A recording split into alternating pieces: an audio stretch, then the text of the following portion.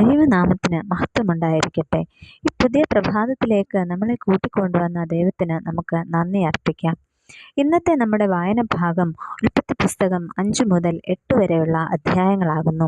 ഇന്നത്തെ നമ്മുടെ കുറിവാക്യം ഉൽപ്പത്തി 2-ാം അധ്യായം 18-ാം വാക്യം. അനന്തരം യഹോവയായ ദൈവം മനുഷ്യൻ ഏകനായിരിക്കുന്നത് നന്നല്ല, ഞാൻ അവന് തക്കതായൊരു തുണ ഉണ്ടാക്കി കൊടുക്കും എന്ന് അരുളി ചെയ്തു. വേദപുസ്തകത്തിലെ ആദ്യത്തെ സ്ത്രീ കഥാപാത്രമാണ് ഹവ്വ. വിശുദ്ധമായ ജീവിതത്തിൻ്റെയും ആനന്ദത്തിൻ്റെയും ഇടമായിരുന്നു പർദീസ അഥവാ ഏദൻ.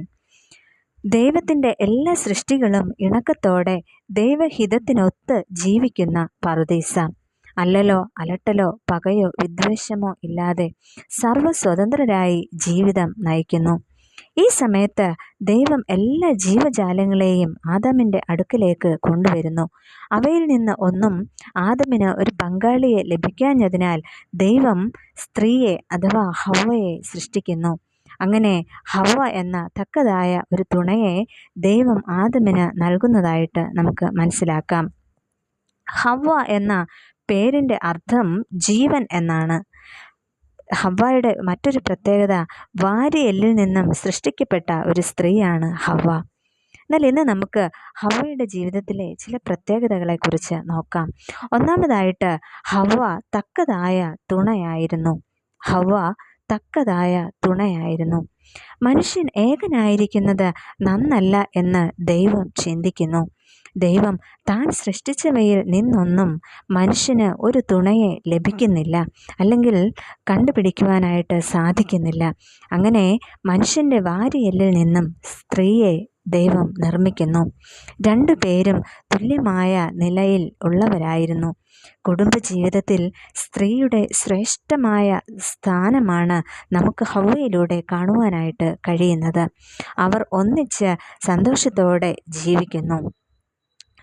33-ാം അധ്യായം 20-ാം വാക്യത്തിൽ ഇങ്ങനെ കാണുന്നു, അവൾ ജീവനുള്ളവർക്കെല്ലാം മാതാവാണ് എന്ന്. ഹവ്വയിൽ നിന്നാണ് ലോക ജനതയെല്ലാം രൂപം കൊണ്ടത്. അങ്ങനെ തക്കതായ ഒരു തുണയായിരുന്നു ഹവ്വ എന്ന് നമുക്ക് മനസ്സിലാക്കുവാനായിട്ട് കഴിയും. രണ്ടാമതായിട്ട് ഹവ്വ തെറ്റായ ആലോചനയ്ക്ക് ചെവി കൊടുക്കുന്നു. ഹവ്വയുടെ ജീവിതത്തിൽ ഉണ്ടായതായിട്ടുള്ള ഒരു അപകടമാണ് അത്. തെറ്റായ ആലോചനയ്ക്ക് ചെവി കൊടുക്കേണ്ട ഒരു സാഹചര്യം വരുന്നു. ദൈവകൽപ്പനകളെല്ലാം ആദാം തൻ്റെ തുണയെ പഠിപ്പിച്ചിരുന്നു. എന്നാൽ ഹവ്വ അതിൽ ഒരു കൽപ്പനയെ അവഗണിച്ചതായിട്ടാണ് നമുക്ക് മനസ്സിലാക്കുവാനായിട്ട് സാധിക്കുന്നത്. ദൈവസൃഷ്ടിയിൽ ഉൾപ്പെട്ട കൗശലമേറിയ പാമ്പുമായി ഹവ്വ ചങ്ങാത്തം സൃഷ്ടിക്കുന്നു. അതിലൂടെ ദൈവിക ആലോചനയെ അവഗണിക്കുകയും പിശാചിൻ്റെ നിർദ്ദേശം സ്വീകരിക്കുകയും ചെയ്യുന്നു. നല്ലത്, ഭംഗിയുള്ളത്, കാമ്യം, ഇവയ്ക്ക് പിന്നിലെ ചതി മനസ്സിലാക്കുവാൻ ഹവ്വയ്ക്ക് സാധിക്കുന്നില്ല.